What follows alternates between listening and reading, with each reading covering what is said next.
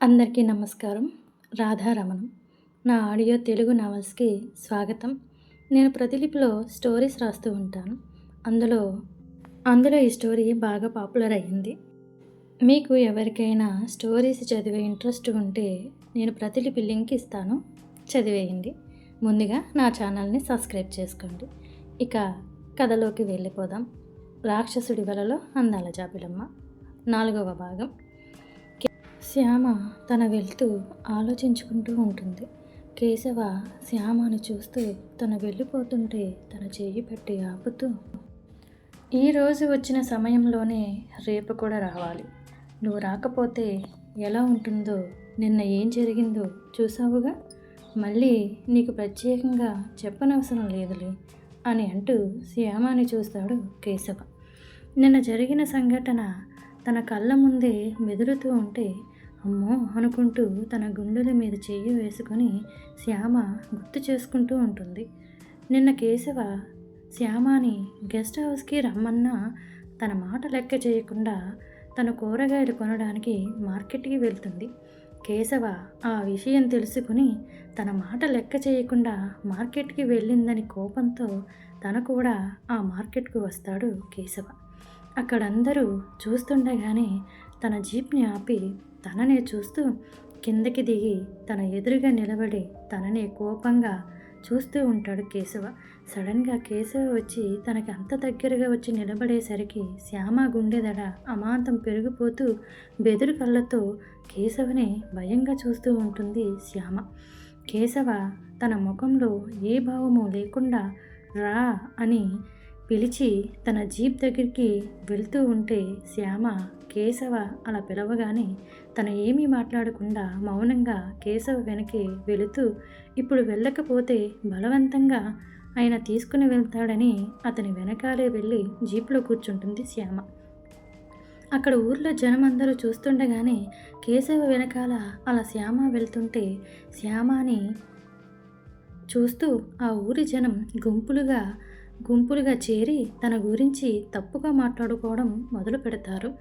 అందరూ తనని చూసి అలా మాట్లాడుకుంటూ ఉంటే అవి వింటుంటే తన కళ్ళల్లో నీళ్లు తిరుగుతూ ఈ విషయాలు ఏవి కూడా తన పెదనానికి తెలియకూడదు అనుకుంటూ బావకి తెలిసిన ఈ పెళ్ళి ఆగిపోతుంది, ఏం చెయ్యాలో తెలియక బాధపడుతూ ఉన్నదాన్ని శ్యామ కేశవ చేసిన దాన్ని గుర్తు చేసుకుంటూ, వద్దు సార్ వద్దు, మీరు అలా చేయకండి, మీరు ఎలా చెప్తే నేను అలానే చేస్తాను, రేపు ఇదే సమయానికి నేను వచ్చేస్తాను అని చెప్పి కేశవ వంట చేయమన్నాడని వంటగదిలోకి వెళ్తుంది శ్యామ.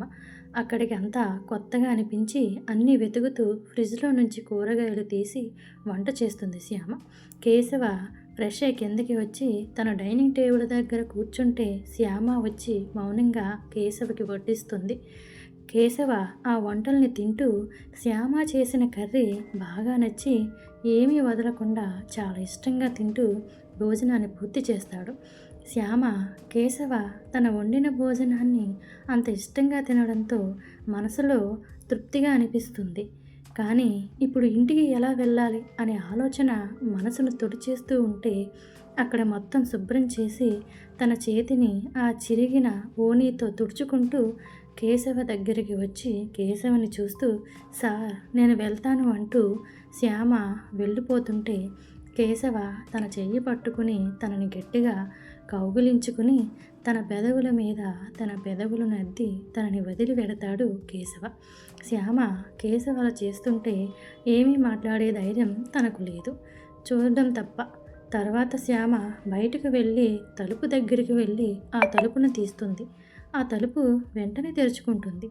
శ్యామ ఆ తలుపుని చూస్తూ, ఇందాక తెరుచుకోలేదు, ఇప్పుడు బాగానే తెరుచుకుందే అని అమాయకంగా అనుకుంటూ ఎదురుగా చూసేసరికి అక్కడ ఆది నిలబడి తన కోసమే ఎదురు చూస్తూ ఉంటాడు.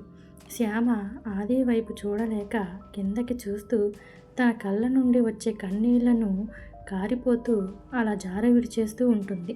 ఆదికి అంతా తెలుస్తున్న శ్యామని చూస్తూ ఏమీ మాట్లాడకుండా పద శ్యామ అంటాడు. శ్యామ ఏడుస్తూ ఆది వైపు చూస్తుంది. ఆది కూడా బాధగా చూస్తూ తనను తీసుకుని వెళ్ళి కారులో కూర్చోమంటాడు. అక్కడ కాపలా కాసే వాళ్ళందరూ శ్యామని అదో మాదిరిగా చూస్తూ ఉంటారు. అబ్బా! మాకు కూడా ఇలాంటి అమ్మాయి దొరికితే ఎంత బాగున్ను. రోజు పండగ చేసుకునేవాళ్ళం.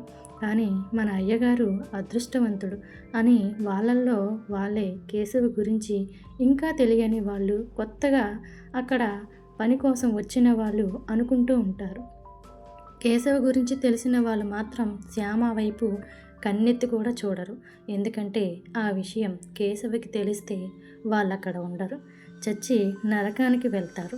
శ్యామ వాళ్ళందరి చూపులు తనని చూస్తూ ఉండేసరికి ఎందుకు తను ఏ తప్పు చెయ్యకపోయినా తప్పు చేసిన దానిలా ఉండడం కంటే చచ్చిపోతే బాగుండు కదా అన్న భావన తన మనసులో అనిపిస్తున్నా మళ్ళీ కేశవ మాటలు గుర్తు తెచ్చుకుంటూ నేనేదైనా చేసుకుంటే పెదనాన్న రోడ్డు పాలవుతాడు అని అనుకుంటూ లేదు, పెదనాన్నకి నా వల్ల ఏ అపాయం రాకూడదు, వాళ్ళందరూ బాగుండాలి అనుకుంటూ ఆ బాధనంతటిని దిగమింగుతూ అలానే మౌనంగా వెళ్ళి కారులో కూర్చుంటుంది శ్యామ. అది శ్యామ జీప్‌లో కూర్చోగానే జీప్‌ని ముందుకు పోనిస్తాడు ఆది. శ్యామ ఇంటి దగ్గరలో కారుని ఆపుతాడు.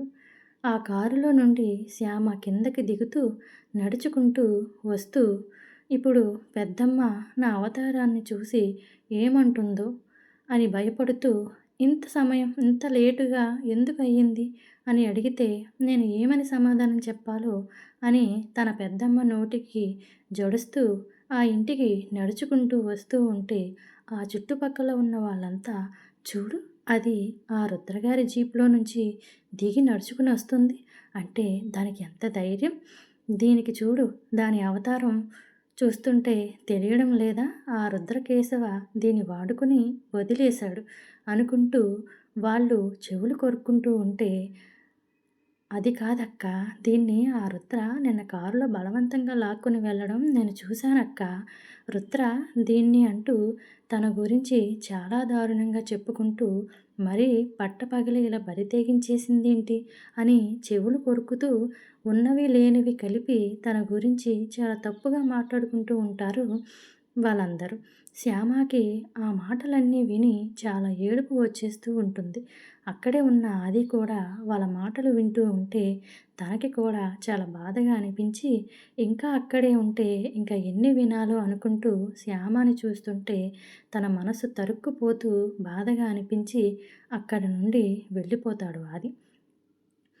లోపలికి వచ్చిన శ్యామని తన అవతారాన్ని చూసి వాళ్ళ పెద్దమ్మ జమున, ఏంటే మహారాణి ఇంత లేట్ అయింది? ఆ ఇంట్లో వంట చేసి రావడానికి ఇంత సమయం పట్టిందా అని కోపంగా అడుగుతుంది జమున. అది పెద్దమ్మ అని తన భుజం చుట్టూ తన ఓని కొంగుని చుట్టుకుంటుంది శ్యామ. వాళ్ళ పెద్దమ్మకి అనుమానం రాకుండా. అక్కడ జానకమ్మ గారు కొన్ని పనులు ఉంటే చెయ్యమన్నారు. అవి అన్నీ చేసి వచ్చేసరికి ఈ సమయం అయ్యింది అని వాళ్ళ పెద్దమ్మతో ఏదో కల్పించి నోటికొచ్చింది చెప్పేస్తుంది శ్యామ. అయితే మరి డబ్బులేమన్నా ఎగస్ట్రాగా ఇచ్చిందా ఆవిడ అని వాళ్ళ పెద్దమ్మ చాలా ఆశగా అడుగుతుంది. లేదు పెద్దమ్మ, ఒకేసారి అన్నీ కలిపి ఇస్తానన్నారు అని చెబుతుంది శ్యామ. ఓహ్! అవునా! ఆ డబ్బులు వచ్చిన వెంటనే నాకే తెచ్చి ఇవ్వాలి అని వేలు పెట్టి బెదిరిస్తూ అర్థమైంది కదా! ఇక నీకు పెళ్లి జరిగిపోయి నువ్వు వెళ్ళిపోతే ఎలాగో ఇక డబ్బులు రావుగా అని ఉసూరుమంటూ చెబుతుంది జమున. వాళ్ళ పెద్దమ్మ డబ్బుల మీద ఉన్న ఆశతో శ్యామను సరిగా గమనించదు. గమనించి ఉంటే కథ వేరేగా ఉండేనేమో. శ్యామ అలాగే పెద్దమ్మ, ఇచ్చిన వెంటనే నీకే తెచ్చి ఇస్తాను అంటూ కొంచెం భయంగా చెబుతుంది శ్యామ. సరేలే మరి ఇక్కడ పని అంతా ఎవరు చేస్తారే అని అంటుంది జమున.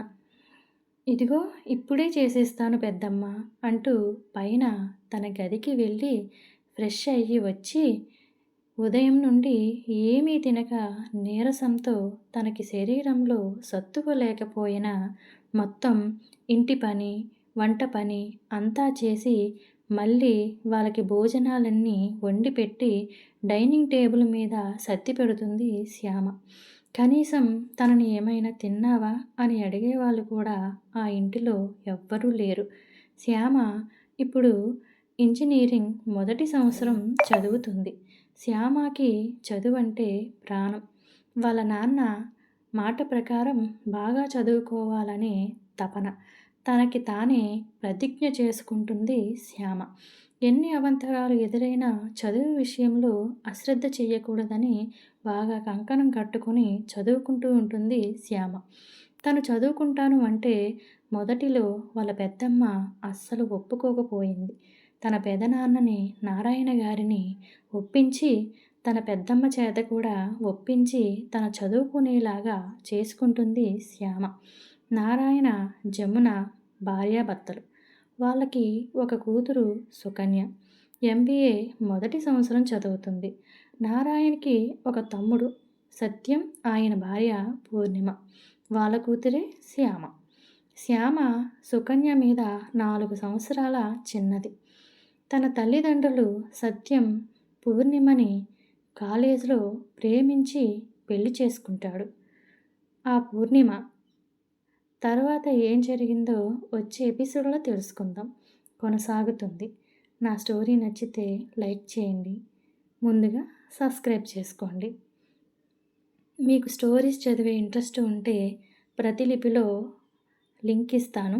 నా స్టోరీస్‌ని చదివేయండి. నమస్తే.